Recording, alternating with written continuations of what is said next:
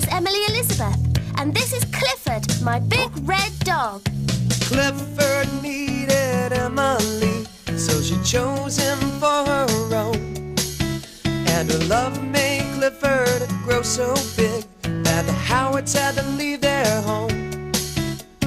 Clifford's the best friend anyone could know. He's the greatest dog ever, I really think so. Clifford's so loyal, he's there when you call.